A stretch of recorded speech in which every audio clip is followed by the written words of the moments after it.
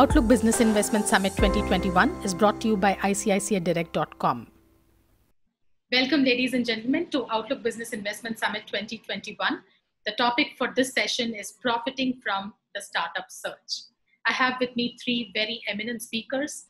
Ninad Karpe, partner 100x VC, an early stage VC firm which aims to invest in 100 startups every year. Ninad was the MD and CEO of Aptech till 2016. He's amongst the most enterprising and affable people you can ever meet in business. And the best part I like about him is despite all his accomplishments, you will always find his feet firmly on the ground. And I have two lovely ladies, Nandini Mansinka. She is the co-promoter and CEO of Mumbai Angels, a platform for startups and early stage venture investments. She's been a serial entrepreneur and angel investor since 2010. Nandini is passionate about democratizing investments in early stage startups and making this asset class a part of every investor's portfolio. This panel is hopefully a small baby step in that direction. And then I have Neha Singh, the co-founder of Traxon, a data analytics firm. Let's call it the Bloomberg of startups. It's data, but sophisticated data on startups, and Traxon tracks more than 500,000 startups across 250 sectors globally. Welcome all three of you. Thank you so much for joining me on this discussion today. And Ninad, my first question is to you. We all agree that since the pandemic struck, the world has changed in some irreversible ways, especially because of the digital leap. And now this has meant both disruption and opportunity. Please tell us, how has the environment changed for early stage startups in terms of enthusiasm amongst people to take to entrepreneurship on one hand, and also to take to angel investing on the other? Thanks, Maha. That's, I'll make it brief because you've asked me such a loaded question. Firstly, I hope all of you viewers are safe and well. So, Maha, what happened is when it first struck last March, I think all of us were a little bit of state of shock. I think there's a pause. Everyone pressed the pause button from, say, March to somewhere around July, August, September, that time frame. Startup founders also, and even investors. But after that, it has come with vengeance now. From September onwards, it started picking up. And now we are seeing interest, which is far, far greater than earlier. What has changed? The startup founders have realized this is their opportunity. It's unfortunate what is happening for the health issues around the world, particularly India. But purely from a business perspective, digital is mainstream, work from home is mainstream, consumer behavior has changed, people are consuming things at home. I mean, I can go on and on. Such huge changes which are permanent shifts, which has now thrown huge opportunities for startups. These are not things which legacy companies can quickly adapt to. They take time, they move slowly. These guys move fast, and they're sensing a lot of opportunities. Agri-tech, ed-tech, health tech, you name it, there are opportunities. So on the startup side, we are seeing far more pitch decks flowing to 100x than before. And these are people, fortunately, one of the trends we are seeing is even from tier 2, tier 3 towns, now we're seeing a lot. Earlier, we were always seeing from Bangalore, Delhi, Bombay, Pune, some of these places, tier 2, tier 3. So yes, on the startup side, we are seeing a lot more pitch decks coming up. On the investor side, what has happened probably is, people have got more investable surplus because they're at home and they're not kind of invested.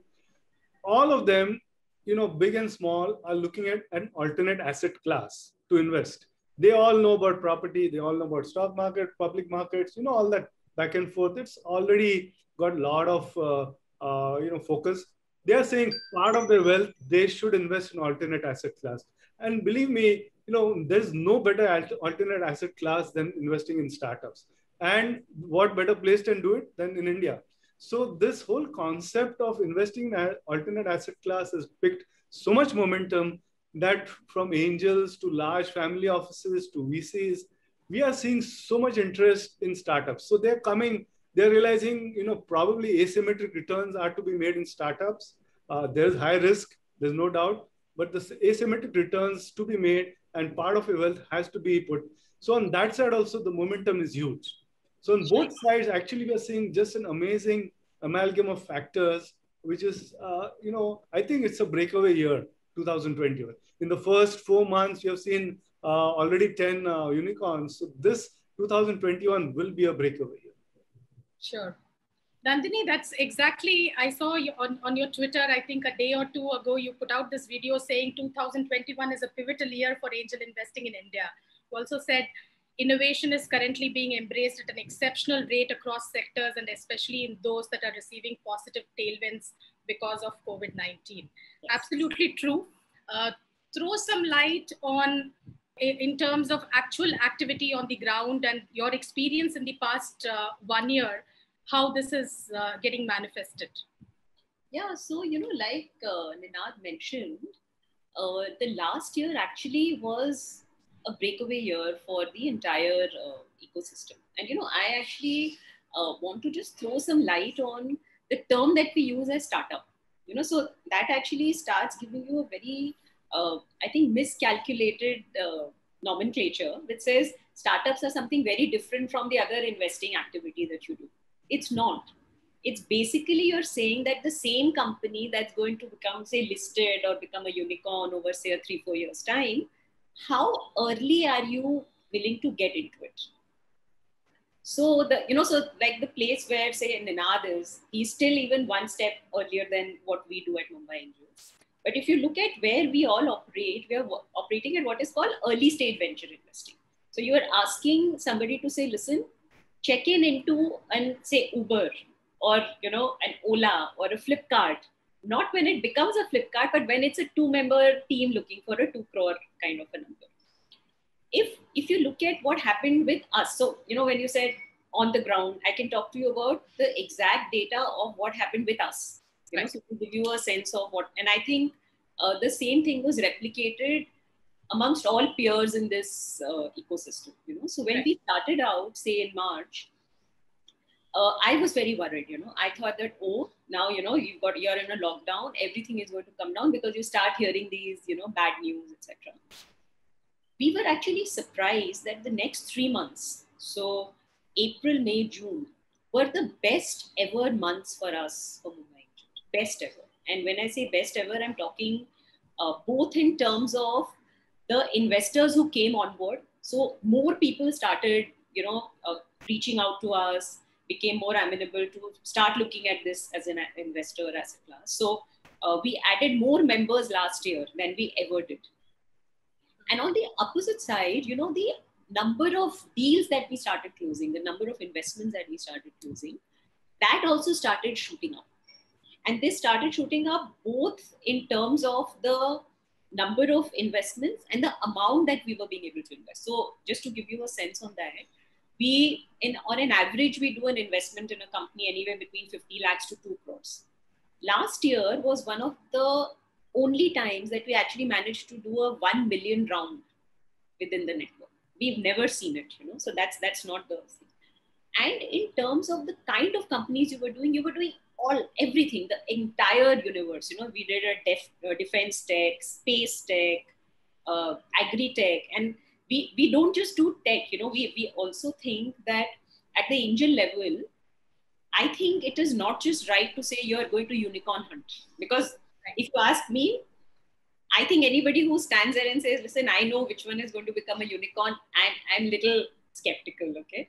I think it is about going and investing in interesting, promising startups and keep working with them, and you will find some of them will become unicorns. It's the opposite way that you do it. So we had a lot of consumer, a lot of non-tech, etc. companies that came up. Now what happened? So last year we did about 35 companies investment. Now there was this big challenge that we started facing by June or so, saying, we've done these investments, but what about the next level, the exits? Because for the investor, it's the full cycle. It's not just the investment. They need to see the exits and the next round happening.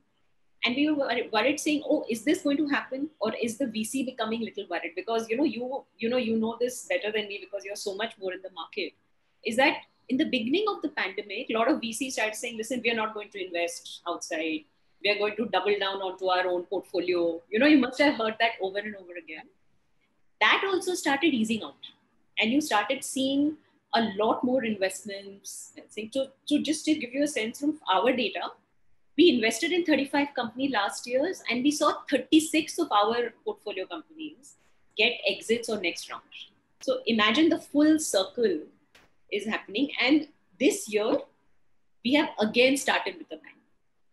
So I think there is this, like Ninad mentioned, this is the best time that founders can go out, look for money, because now there is this irreversible interest in investors, both at the retail end and the family office, to start saying, can I put up to 5% of my investable portfolio into this asset class?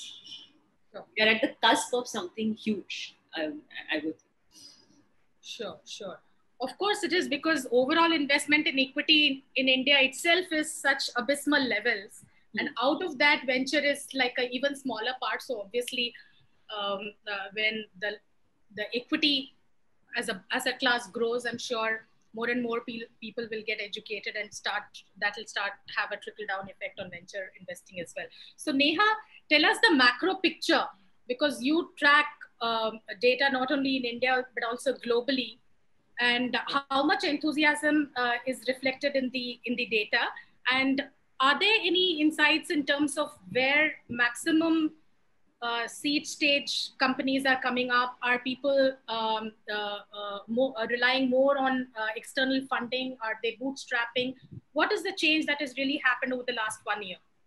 Yeah, sure. So actually, if you look at in the last few years, and I had actually entered VC more than 10 years back. As starting with Sequoia, I used to attend Mumbai Angels events, which were pretty active way of sort of meeting the people in the network.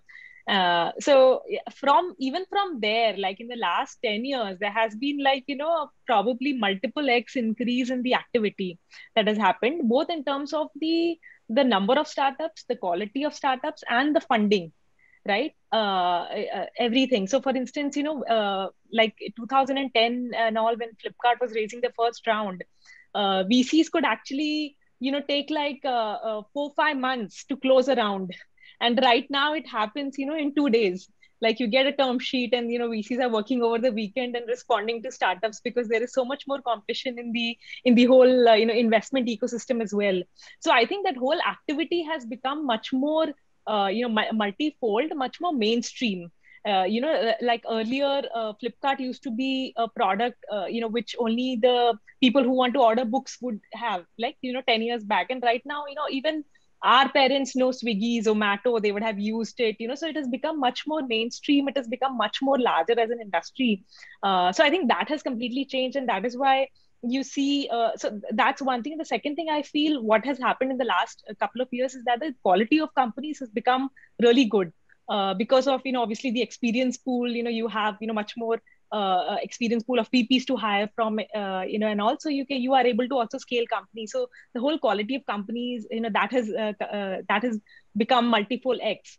And just coming to India, what has happened, as Ninad was also mentioning, for instance, that like 2020 had, in the whole year, about 12 companies that had become a unicorn. And right now, only in the first 4 months, there were 10 companies, and there are many more companies. So the third thing I would say is probably, the scale of the companies has become much more larger, right? And like 2021 is like the first year wherein you also see a lot more companies going IPO, like Zomato has filed for DRHP, there is Cartrade, there is Policy Bazaar, right? So this is the first time, companies have also scaled to a level that they're thinking about IPO, which is, of, I think Zomato's is probably more than $5 billion, right? So it has become like a very sizable, the companies become very sizable.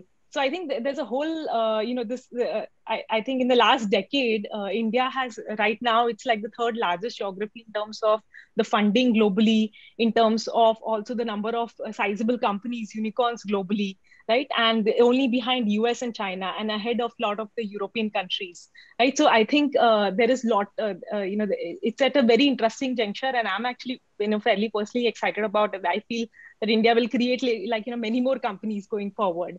And just to interrupt, can you tell me, at the seed stage level, in the last 1 year, how many startups have you seen that are newly born? And out of that, how much is really, how many of them are really looking for outside funding and how many have been bootstrapped? And is there any change if you look at historic data in terms of how this universe is shaping up?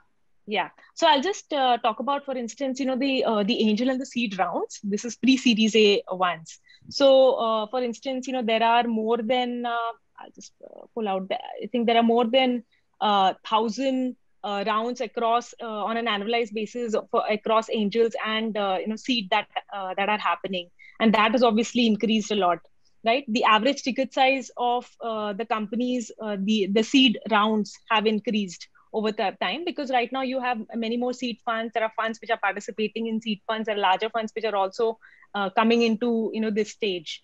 So coming to the early stage as well, both the amount of activity as well as the round size have increased. If you look at in just the last 5 years. Sure. Ninad, in your own experience, in the last 1 year, how has deal flow really changed? And is there a perceptible change in the quality of companies that you've seen coming up for funding in the last 1 year compared to the previous years? So one of the trends we are seeing is that, more and more younger folks are sending us deals. Now we are getting third-year graduate students saying, no, we want to do it. So today we have a pitch day. We have a co-founder who's 18 years old, just turned 18. So that is moving really down the ladder. Earlier, it was more people who have probably been a graduate and then worked for a couple of years, got some domain expertise of e-commerce or something. Then they have fintech, and then they think, okay, let's do a startup. These are fresh guys we are seeing. Suddenly, that's a big trend I'm seeing. Absolutely raw. They're willing to take the risk, come to us for mentorship. So that's a huge trend. Again, I had mentioned earlier, a lot of things are moving to tier 2, tier 3. Also, we are seeing a lot of women, either sole founders or co-founders coming. That's also a good trend. And I think, people are willing to take the leap on very new stuff, which they haven't even experienced. For example, agri-tech, most of the town city guys may or may not have experienced it, but they are willing to go down, stay in these smaller places, experience it, and have a startup solving problems. They are realizing that for every problem in India, there's a solution. So they are just looking out of the window. About this. And if there are no problems, they'll create problems and solve them. So that's the beauty of the venture industry, but go on. Yeah. So there is, for a problem with mull over the problem, these guys think of a problem and say, there has to be a solution. Right. And they just look out of the window, they find so many problems. So that's the beauty of it. So broadly speaking, yes, the trend is irreversible, as Nandini mentioned, but more importantly, tier 2, tier 3 is coming up, new areas are coming up. Before the lockdown happened, I used to go to a lot of colleges because I was active in CII. And over the last 8 years, I've been to so many colleges across tier 2, tier 3. And my last experience is, 8 years back, if I had asked in a college, how many of you want to become startup founders, barely 20-30% is to resign. My last experience, 2019 late, when I gone to college in Kolhapur, 80% raised their hands, 80%, girls and boys. And balance 20% I asked, what are you planning to do? They said, no, we will work in a large company and then join a startup. For a couple of years, you want to, just have some financial comfort. So we now have a generation, right or wrong, and I think it is right, where most kids have aspiration to join a startup. Now we have to create an ecosystem in our own way. Nandini and we are creating an ecosystem to fund them. This is irreversible, and that's why the deal flow is immense. There is no shortage of deal flow. So let me ask you this question, Nandini. You started off with Bennett and Coleman, went to JP Morgan, and had a long career in the finance industry, investment banking, and then you went and did the startup. Are you already feeling like your last generation? I think we all feel we are last generation to people who are even 5 years younger than me, Okay, so that's not the question. That's just a fun thing. But does this worry you, this whole thing? And I asked this question with some healthy skepticism, because it's one thing to say, of course, you have a Oyo or a Ola person who's been a unicorn at such, under 30 and you're challenging Bajaj Auto or whatever. So it's huge, aspirational, and everybody wants to be the next next big guy or the next richest guy or the next startup, etc. One noticeable trend over the last 1 year, and there is this, it's not a very, I don't know whether you'll appreciate this analogy. I read in one of the papers that the pet owners in the last 1 year have really leapfrogged.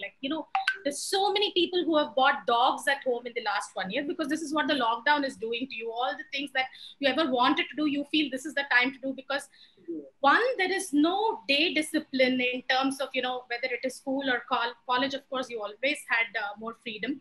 But even at work, when you're working from home, the kind of discipline that we are used to is no longer there when you do from home. There is a little bit of leniency out there. So that motivates you to do things beyond what your normal, what you would have thought about in your normal days. So is that creating some kind of unsustainable wish fulfillment kind of thing that is happening, which is likely to have its own unintended consequences? Okay, so I think I'm going to answer this in two parts.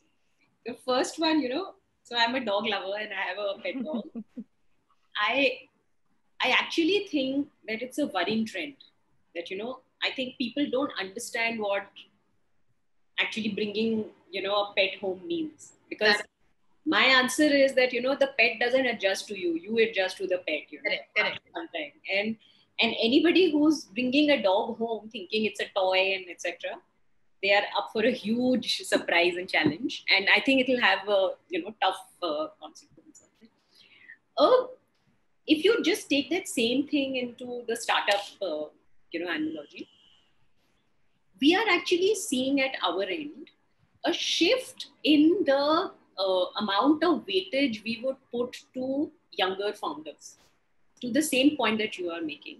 And I, for one, am quite happy with the change that is happening. So what I mean by that is that, when I started out as an angel investor in 2010, if you just came and you said, I'm from IIT, I am below 30, cut, your valuation went 3 times.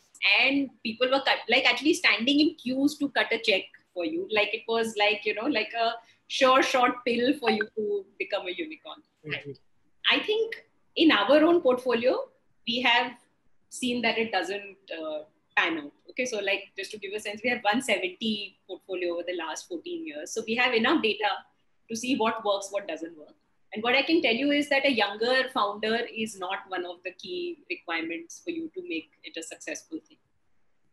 What is required is more and more we're actually seeing investors back people who are from the domain, who understand, what they are getting into.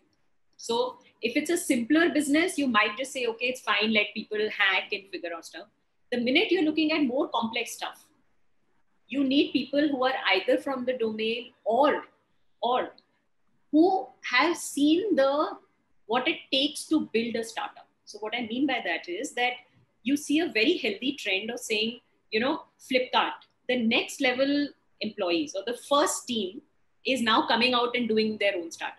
So people want to back those guys. Or people, I also see a very nice trend of, say, second generation of a larger business.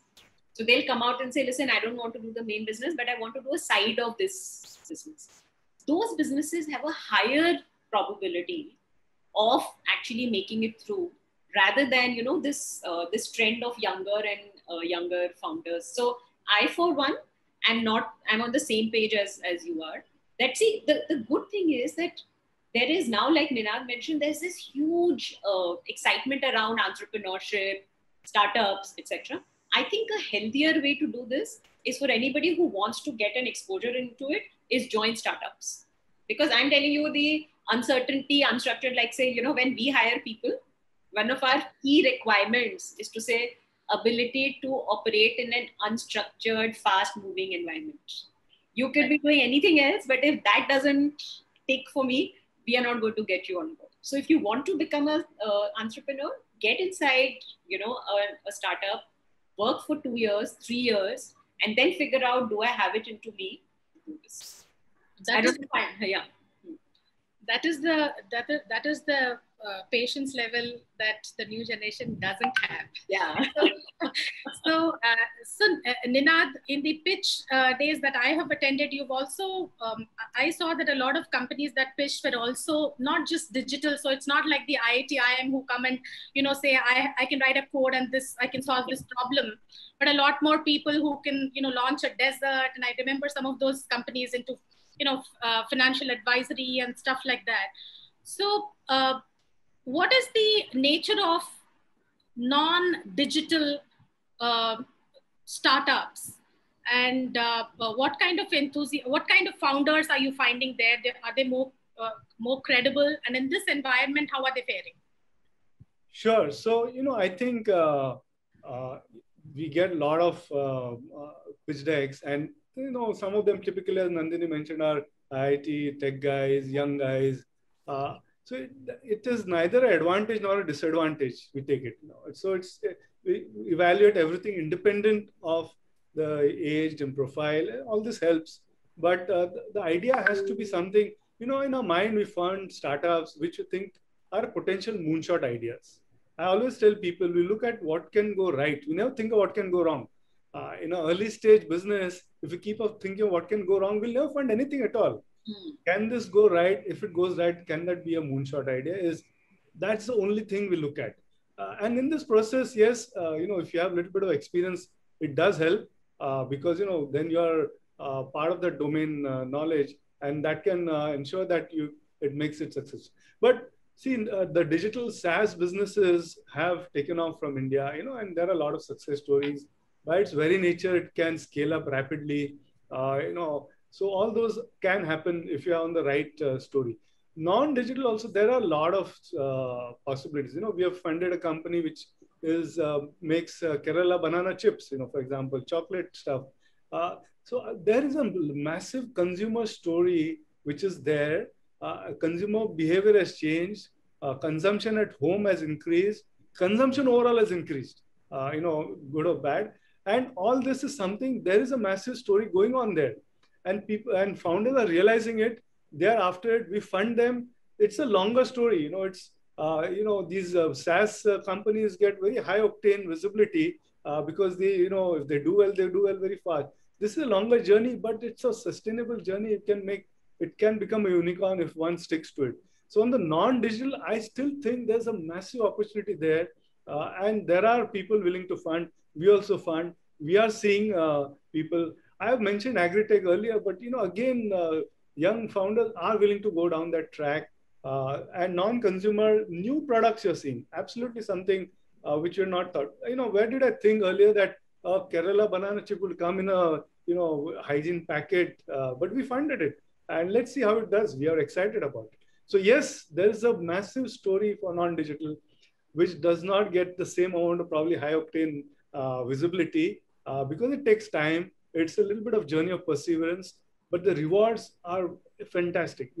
On a long term, if you get a good market share of a very specialized product, probably not a large basket, it can be very rewarding. And there are people funding it. We fund it. After that, Nandini and team will also fund it.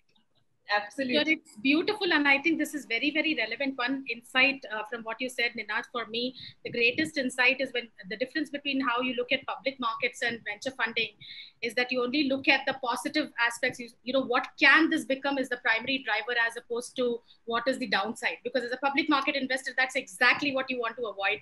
You say, what is my potential capital loss? And then you decide, no, this is a no-go. So you want to protect your capital, but here you have to be more optimistic and passionate about that. Nandini, so tell us, what do you look for when you, put out a research on a company or put out a company to solicit investments? Take us through that checklist, if I may call it so, in terms of what do you look for and how do you, in some sense, reduce the risk of investing in startups? Good question, Maha. You want to know a secret? Get out all the secrets of a success. I was waiting for you to ask her that. So, this question actually has a very long-winded answer, but I'll try and just, maybe synthesize it into what we have seen over the past. So, actually, I think for us to identify saying, is this a good company? So just to give you a sense of the kind of data that we look at about 800 to 1,000 startups a month. And from there, we actually get it down to about, say, 12 to 16 startups that we showcase to our investors. So that's the kind of funneling that you're doing. So 1 to 2% of what is doing. And if you actually ask me to put down a laundry list of the kind of parameters that I'm looking at, it would go easily above 100. Easily. It would actually go more than that, And what we have actually started now doing is trying to take away the human intervention to some part on it. Because now we have enough data on not just some company that comes in and we say, oh, is this looking exciting?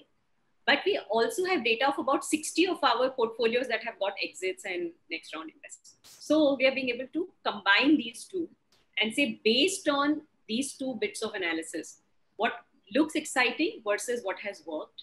And then we try and say, okay, is this a company that we should put out into the member domain? Now, of course, there will be, these usual suspects, and I'm sure you've been on so many on these questions and panels on stuff like saying, founder and the size of the opportunity. I'm not going to go to those which are, very, very regular. I'm just going to maybe talk about a couple that might not have been that, fully discussed. So before that, can you tell me some criteria for elimination? Because the conviction level on elimination can be very, very high. That's so correct. You know what you have to avoid, and then the harder part is, of course, how do you pick the best ones? But the avoiding part is simpler, and it can be very concrete. So, absolutely, absolutely. I think number one for me is if the founder is not fully invested in building the company.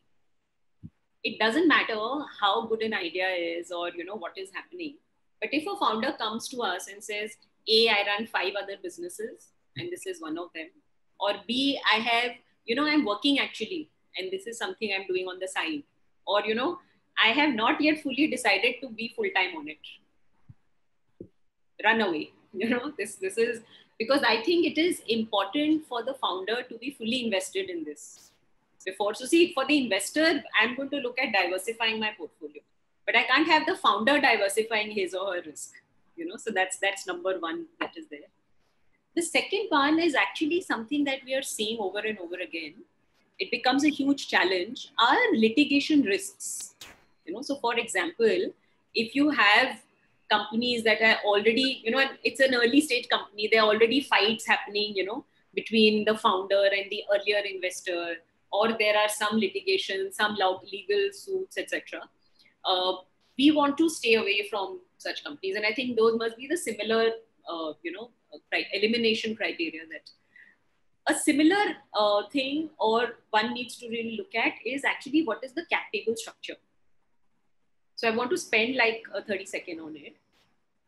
Is that, look, we hope that any company that we fund goes through several rounds of funding and it should become a unicorn. I'm not saying all will, I will not, but if nothing else, every company's valuation from where we fund and a good company, at least the valuation will go up at least 5 to 6 times minimum.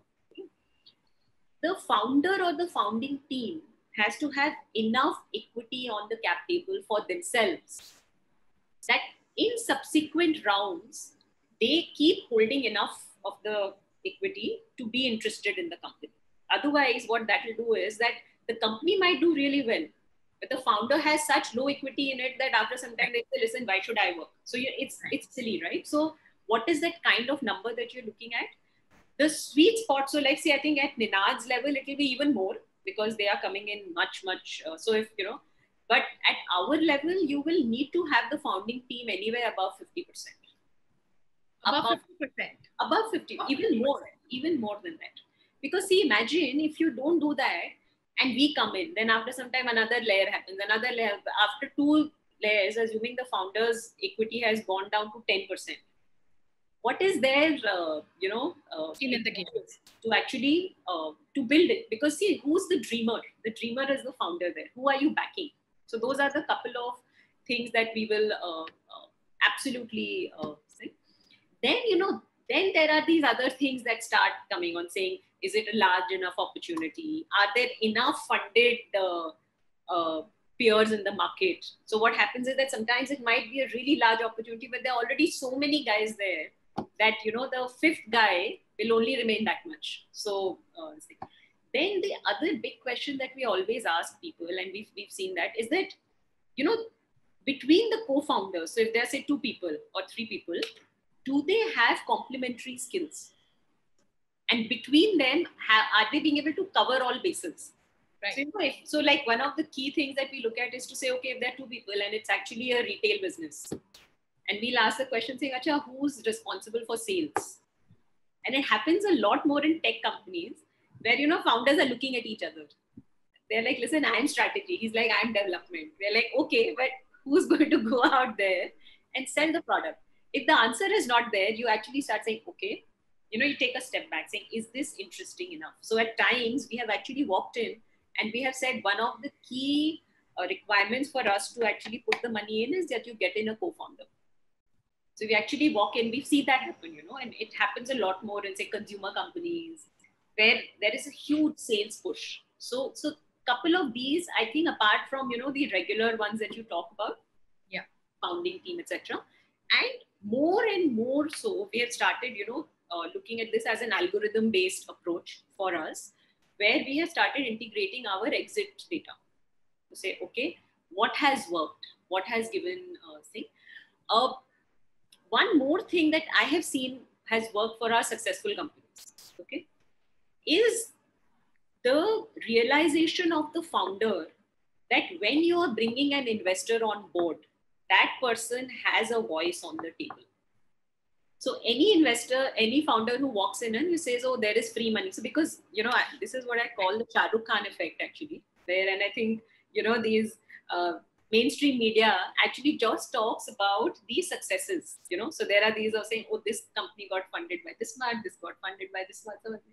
What they don't realize is the responsibility that comes from taking money from an external investor. And one of the key things that is there is, do you know how to manage your investor? Do you understand the responsibility that you're taking of bringing somebody on board with, say, 30% equity? That person needs the answer. So you can't start saying, so, we have this situation where a lot of founders will say, oh, but this is so much of responsibility. Oh, but you are asking so many questions, or you are asking so much reporting. They're like, listen, you chose, right? You walked in to take the money. So that's a big one. We have seen, that's the big difference we see between a successful company and not. Is, are you being able to manage your investor and maximize the kind of doors that they can open for you? It's a skill, it's a skill on which founder can, the same investor, 2 founders, one will get more doors open than the other one who will just keep saying, oh no, he's asking too many questions. I'm sure Ninad can add a lot more to it, but like... I'm going to come to that just in order not to lose the thread. You made this point on capital structure, which I'm very keen to understand. You said the promoter should have more than 50% at our stage, in the company at least, so that they have adequate skin in the game, so the interests are aligned. Now, does this not lead you down a path, especially when, if the founder himself is not well funded, is unable to put in money? Does it not drive up valuation in order to ensure that your capital structure is maintained? It's a tricky investor. So how do you deal with it, especially if the underlying business is really promising? You don't want to lose out on the opportunity. At the same time, you have a constraint that the founder may have. And, it might just, if you just still want to go ahead, your valuation will get pushed up. Yeah, so very good question. I think there are 2 ways to handle it. One is to keep asking the founder if they actually need so much money. So a lot of times what I see is, founders are coming up and they're asking for money, which will maybe fund them for 5 years. And then, then say, Acha, now I need so much money, back calculation, mujhe 50% chahiye, so this is the valuation. The better way to do this is to say, okay, you are at the seed stage. How much money do you need over the next 18 months? And now you see, earlier it was still 18 to 24 months. Now I see even that runway compressing more, So you're saying, okay, how much money do you need to run for the next 9 months to a 12-month period? Now look at the valuation. So the minute the ask goes down, the valuation will be, it can come down and the cap structure still remains intact. So that's one of the best ways of doing it. The second way, of course. So to clarify, the valuation is more driven by the need of the business at that point in time than the expectation of the founder, because that can be a very difficult conversation, because the business may need something, but the founder has his aspiration in terms of, what is the return he's making, isn't it? No. So see, what I'm saying is that you basically divide your fundraising activity from, say, saying one inflow of money and I don't need money for the next 5 years. Okay. Versus saying, no, fundraising is an ongoing activity for me over 5 years. And I might take money in 5 rounds and from 5 different investors. So what that does is, say, for example, if you will come and get funded, if you become an MA portfolio company, your valuation automatically doubles for the next guy. See, like for me, if Ninad has funded a company, I'm saying, listen, these guys have already looked at it. So I don't need to start from scratch. So in my view, if 2 companies come, same business, everything, but one comes from Ninad and one doesn't, the valuation of the one that's come from Ninad is much higher. Correct? Right. Same thing that happens with, say, something gets funded from, so just think about it. If there was a company looking for $2 million and it hadn't got funded before, and there is this company that needs $2 million and it has already got funded by Ninad and by NA.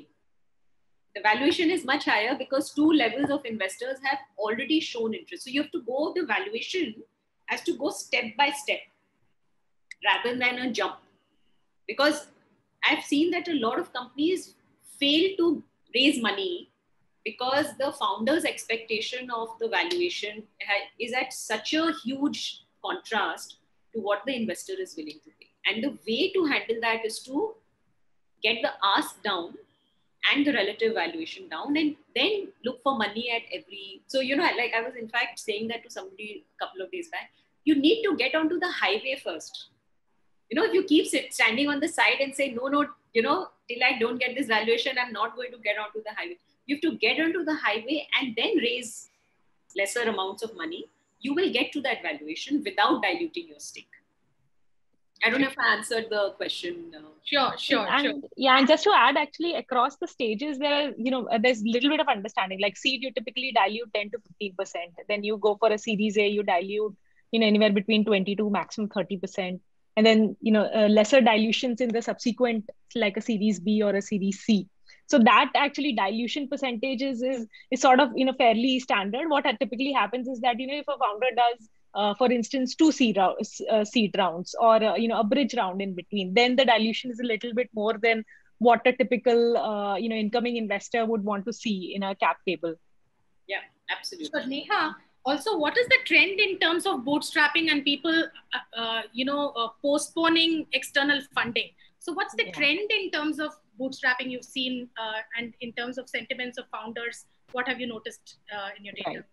Right. So there are 2 ways, so bootstrapping, you typically see companies. So one thing is that if you raise a venture funding, then you have to give an exit to the venture, to your investors, say in the next 8 to 10 years. So there's a whole cycle which typically happens. So there's basically like a fork that founders have to choose, that do you need a venture funded life of a company, which is fast growth, which is there, but then it comes with some liabilities, or after a few years, you have to either do an M&A or an IPO or get them a secondary. So that is one path. The other path that some of the founders choose is that I want to keep growing my company and in a bootstrap manner.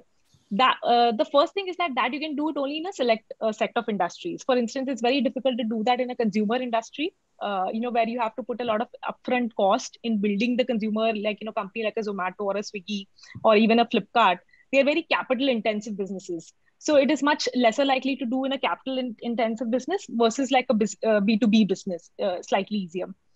Second is that, here you've seen actually very good bootstrap companies also come in, like, Zoho is an excellent example, Zerodha is an excellent example, Browser Stack, who are actually my seniors from IT, that's an excellent example. So actually they bootstrapped all the way, and then the first round that they had is a late stage sort of a round that came in. So the trend that we see is that there are some founders who would want to build company in a bootstrap manner. It depends a little bit on the sector that you can, because you'll have to finance, your business has to start generating cash upfront. And that's actually a very interesting also path to take. But more and more I see right now, because there are so many funding happening, and you can see such mega rounds happening. There's always this temptation to go towards the funded universe, because you can just accelerate a few years of development that happens. So I would say it's a very sort of a difficult to not be lured away with the funding landscape as a founder when you're starting a company. So back to you, Ninad. What is your criteria? I mean, how do you weed companies out, and what is your selection criteria to back companies? Sure. So thanks for asking, Nandini. You asked a question which I dare not ask her ever. So I got information indirectly. But yeah, she's covered a lot of ground. I won't talk about the normal stuff, which is market size, great big opportunity, all of that stuff, which is, of course, important. And founders also important. See, at our stage, there are very early revenues. There are sometimes pre-revenues, concept stage. So really speaking, the founder and his or her idea is the main thing, and how we think it can scale rapidly. That's the only thing that's the most critical thing. So how do we weed out? Weeding out. So we are all in the 1% business. 1% of the pitch decks we select to fund, and 1% of all we fund is going to become huge. So 1% business. My mother, she's no longer there, but when I explained to her, she said, "What are you doing in this 1% business? Why are you in this business?" But yes, we are in that 1% business. And not that the people we have said no to won't become big. They will. Some of them will. It's just that we haven't done. So to weed out, obviously there are some easy things like if you're not a full-time founder, we don't fund at all, zero. You have to put a total skin in the game. If your equity is diluted, we don't fund. At our stage, we require 100% equity by founder. It could be a little bit 4-5% here or there, but that is absolutely critical. If there's a solo founder and we feel that one founder cannot handle this diverse thing, we are careful. We have funded solo founders, not that we have not, but we are a little bit careful of solo founders because, it's not easy, because today you require from coding skills to marketing skills to finance, it's not easy for one person to handle it. And we also like companies which are momentum companies, because we are giving capital at a very early stage. Are these companies going to become momentum companies? Or will it become all, as in the industry we call it? What do you mean by momentum companies? Momentum stocks, though I understand, but momentum companies? So I will first explain living dead companies. Living dead companies are companies which are just about doing okay, 10% in year-on-year growth. They're neither raising funds, nor are they exiting. So, it's there, but it's living, but it's dead as far as VCs are concerned. These are no VC likes these companies. And if you think, our investment will eventually land up with this guy leading a living dead company, we do not invest in. Momentum companies are companies which, will keep scaling rapidly. The founder has the passion to scale. The business has the opportunity to scale.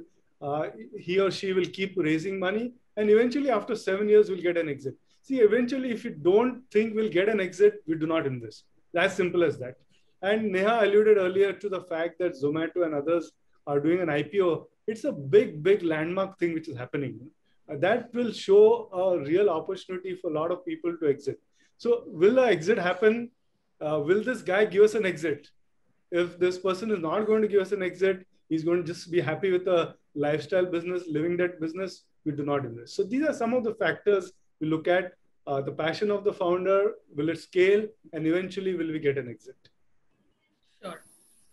So Nandini, from an investor's perspective, you've been in investment banking and you've seen the public markets up close and personal, and now being on the venture side.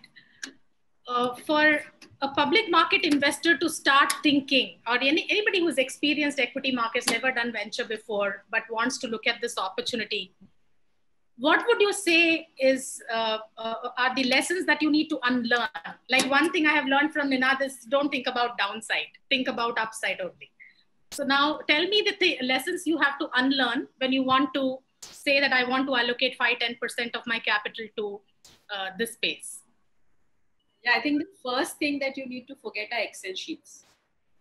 So, we are so geared towards looking at ratio and DCF and, peer comparison and what was funded, what was not funded. This doesn't work at this stage. So we actually see a lot of our investors, and I went through that same journey, because I was just so tuned to looking at Excel sheets and taking all my decisions over there, etc. So that's the first thing. So what we need to realize is that this asset class is about betting on a larger number of companies. Okay, so the key thing, so that's number one. That the second is that I don't subscribe to the view that you need to go out there and do unicorn hunting. So, like I mentioned in the beginning of this thing, I want to, look at a format of where you're actually looking at it as a portfolio and asset class. So what you do is you actually become very, very disciplined and start saying, I'm going to start investing in a certain number of companies every year. So just to go back a little bit, all of us have heard that calculation in startup investing, right? 10 companies, 3 will do really well, 3 will die, 3 will run, etc., etc. It works, but it doesn't work at 10. It starts showing signs of working at a 50 to 60 companies. Start showing signs of 50 to 60. So what does that mean? That even at an individual investor level, you will have to then basically start saying, how can I grow my portfolio to say about 100 companies in a 3 years period?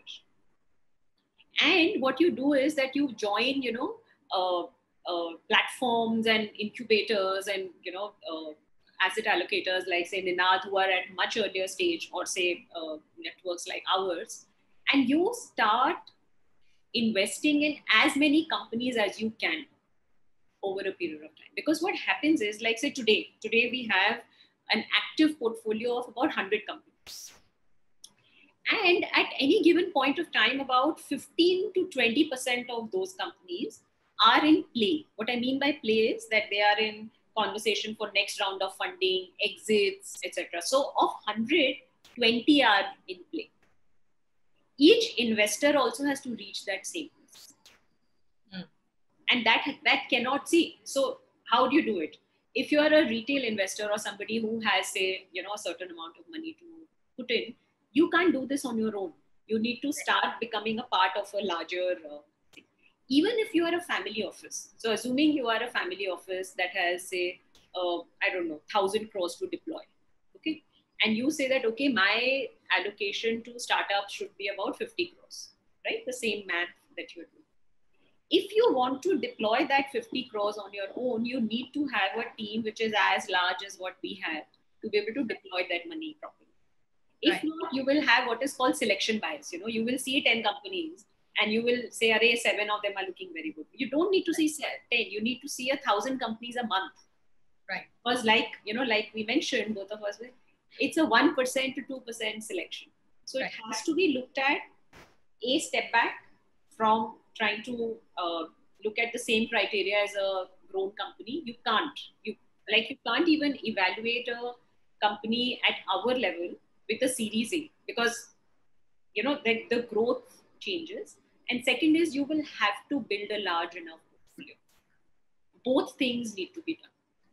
Sure. After that, you will get the understanding of how, then over a period, okay, there is a third part of to it. You need to, and that's an individual investor thing, and I keep talking about it to all our investors, is that, you need to double up on the companies that are doing well.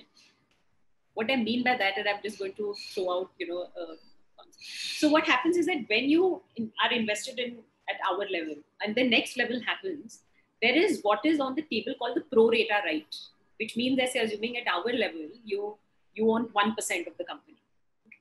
When the next level happens, the founder of the company is bound by the agreement to allow you the opportunity to retain that 1%. But you'll have to put money, much more money to retain that, because the valuation is maybe, say, gone 5 times. Right. We keep telling all our investors that please double up and put that money there. Because that is when the returns will come, you will get the returns which are equal to, what your portfolio requires. Sure. Very, very critical thing. Yeah. Sure. So if anybody thinks of getting into venture investing at all, what do you suggest should be the bare minimum corpus that you need to have? And secondly, what should be your expectation in terms of timeline? Like, what's the minimum period for which you need to, the minimum period you need to give an investment before you take a call? Yeah. So see, what's happened is that SEBI mandated. So SEBI today, you have this whole angel fund structure. There, the mandate is of saying that you have to deploy 25 lakhs over 5 years period, minimum. So anybody who wants to be an angel investor in this country today has actually got to meet 2 criteria. This is a SEBI mandated, and I don't agree with the second one so much, but that's what we are dealing with today. So one is 25 lakhs over 5 years, which means 5 lakhs every year. Okay. And the second one is a 2 crore net worth outside of your main residence. That I think is a little restrictive, because then, you could have 25 lakhs to invest, but you might not have 2 crores. Right. So that's the number that you have to look at. That's number one. That is the regulatory part. But what do you suggest is ideal? Because the regulator will always you set the floor in a sense. But do you think that's it? See, is it enough? I'm not sure.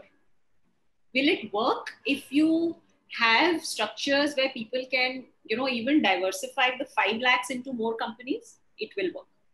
So then what will happen is that, if, say, assuming you are saying that, listen, build at least a 30 company portfolio over, say, a 3-year period, you're talking about, say, 10 done every year.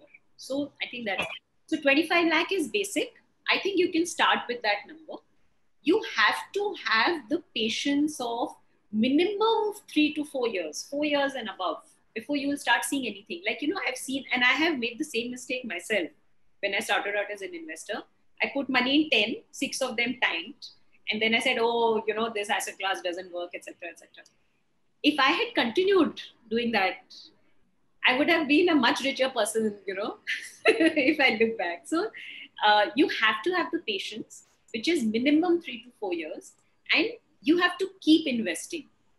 Don't stop because the first year has not worked or your first 3 investments have gone down. No. And the other big one, and I keep saying this, is don't worry about the ones that are going bad. Don't spend, it's like those horror movies. Dekh liya, khatam karo. Don't spend time on saying, why has it? That's the nature of the asset class. Right. So I don't know if I answered that. Sure, you did. So Ninad, from your perspective, what do you think should be the minimum corpus commitment and the time horizon that you need to look at? So at our stage, we tell people to look at a minimum 5 to 7 years horizon, because of course we are coming a stage earlier than what Nandini mentioned. The second important thing is, yes, we do keep getting these comments, you're on a morning walk nicely at race course and, Arey Ninad, startup mein, I invested in one, I lost all my money. Right. I said, you will. He said, kya baat kar rahe? I said, no. So my benchmark is I tell people, you have to look at whatever corpus you have, look at 20 companies to invest minimum before, so that your capital is protected. You're not even starting to see returns. So if you do not have the energy or wherewithal to invest in 20 startups, don't do it, because this is a portfolio investment. And you can invest. it is not, you can invest. Just be prepared for the losses. Yeah, so 20 companies, it's then an exciting, very exciting investment opportunity. And so I give 20 number as a benchmark number, saying that you will not lose money. Below that, see, you can hit on a great idea. You can invest in one startup and hit on a great idea. Although, if you're a strategic investor, so, if you are in some particular manufacturing domain, energy saving, for example, and if you like a startup, you can add value, then it's a different matter. But if you're looking at it as an investment, it has to be a portfolio investment. We recommend 20, whatever money you can put in 20, whether it's 2 lakhs, 5 lakhs, 10 lakhs, 20 lakhs, 50 lakhs, look at 20. That's the rough benchmark we give. Sure. And the timeline is 5 to 7 years, you say? Because ours is early stage, much earlier. We are in a very early, but and you encourage the people, reserve capital for to put in the same company a second time and a third time. Is that how do you strategize that corpus? So, Nandini said the right thing, you should double down, but we don't. We advise, if you're doing a portfolio investment, you invest in this, that's it. But yes, of course, I generally agree 99% with Nandini. This is one of the places which possibly you can have two views. Yes, if a startup is doing exceedingly well, you can double down at a higher valuation and take more risk. But if you're looking at, keeping on increasing your portfolio, you have to do that. So it depends on the investor. At 100x, we do not do that. We just, the first check, that's it. If the company does well, good. If it doesn't do it. So we are first check writers. So it depends on your thought process. You want to just keep diversifying and have a large number, do that. If you think this horse is really going to do extremely well, double your bets. Sure. Neha, tell me, you are investing in ventures as well. Tell us the unicorns that you have in your portfolio, potential ones. So I think personally, I started investing since I'd left VC. And then we had a fund wherein we invested about 50 plus companies. So I think, unicorn probably, some of the larger ones that I'm excited about are companies like Rupeek, which is into gold lending, which is doing pretty well. There are a bunch of other companies in fintech as well, Indifi, which is into lending. But I would say that I would. I think anyone who's looking to get into, I think now is a good time to sort of start investing. I would, there are a lot more companies that I'm excited about, and I, keep doing that still. So, I think probably I've seen like the tip of the iceberg, and I'm hoping that, a lot more companies sort of, grow over time. 3 companies, Nandini, from your portfolio that look very promising from the last list that you put out.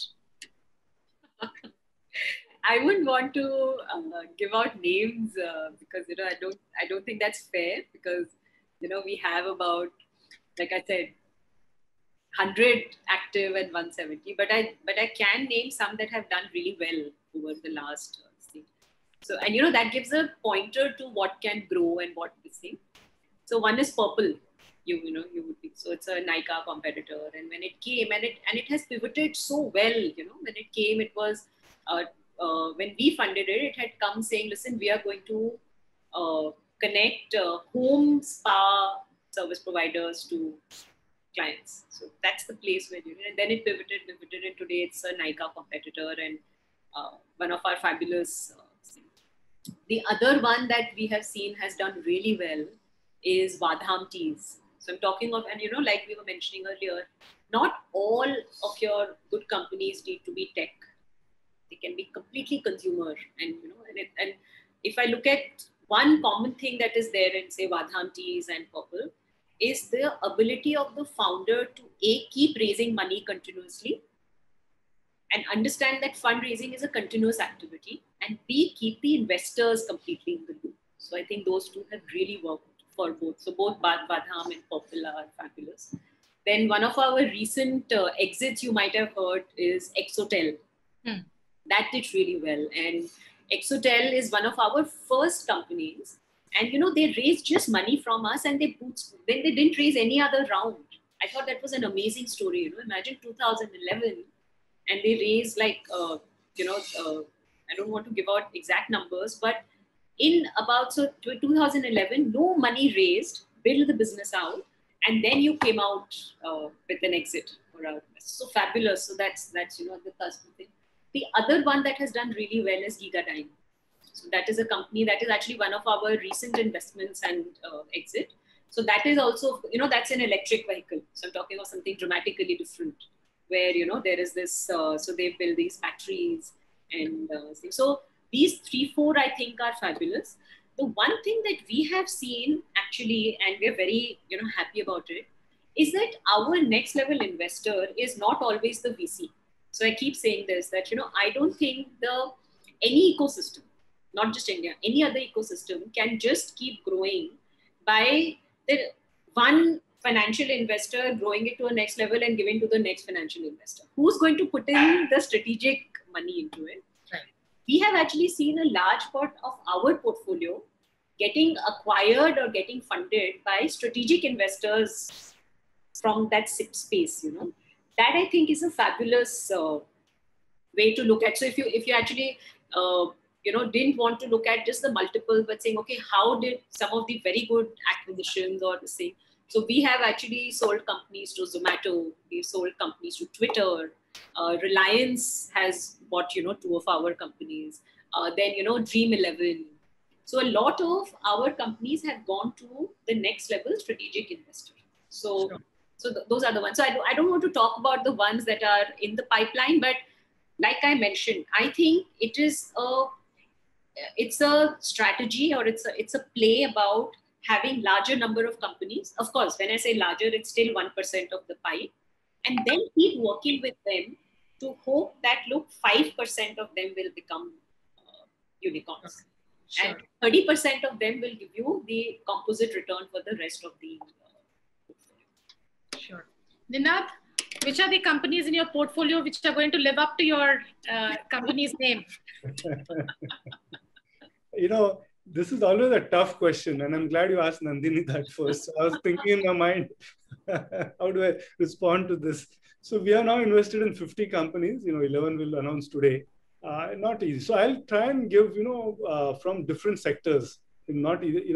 Deep tech is one sector, but consumer space, Kerala Banana Chips we funded. They do hygienic, good banana chips from Kerala banana, Nendran banana. It's supposed to be very tasty. Once this panel discussion is done, open your Amazon Prime membership, order Kerala banana chips. Great guy, great founder. He wants to ensure that his packet of banana chips are everywhere next to the Lay's packet, and it's much more healthy. So I'm excited about it. It's a consumer business. Will take time, but very, very nice product. We funded a company which called Vitra, which worked in the AI ML space almost a couple of years, and they now have a product which works, and they're funded also, where a video can be translated. So this video we are speaking in English. They take the product and they can translate it in 51 languages within 5 minutes. So you don't need to go to a studio. You don't need to. So 51 languages they've mastered. They can do it. So this is on a little bit on deep tech. On edtech, Nourish we had funded in class 1. It's doing exceedingly well. It's a platform for trainers who can do the online courses easily. In class 1, we are also funded on the healthcare side. I'm trying to take different segments called the Renal Project. They are doing micro dialysis centers across Maharashtra first, and then so today dialysis is quite a painful thing. Unfortunately, if someone the person has to go to a hospital at 3-4 days a week, and if you're say far away from Bombay, you have to travel all the way here and do 4-5 hours. So they're setting up small centers, 2-3 dialysis. They've got around, I think, 25 or 30 already. So these are some of them. There is a company which are funded which does assessment. So you don't need teachers now to do assessment of papers. This is not just multiple choice. This is even textual assessment. So when you go to AI ML, there's so many things which can happen. So these are some of the interesting stuff which you funded. But I can go on and on. Thank you so much, Ninad, and the 2 wonderful ladies. Thank you so much for this discussion. I personally learned a lot of things from this, and I hope the viewers would have enjoyed this as well. Thank you so much. Thank you. Thank you for inviting us. Thank you for inviting us. We enjoyed being here. Thank you.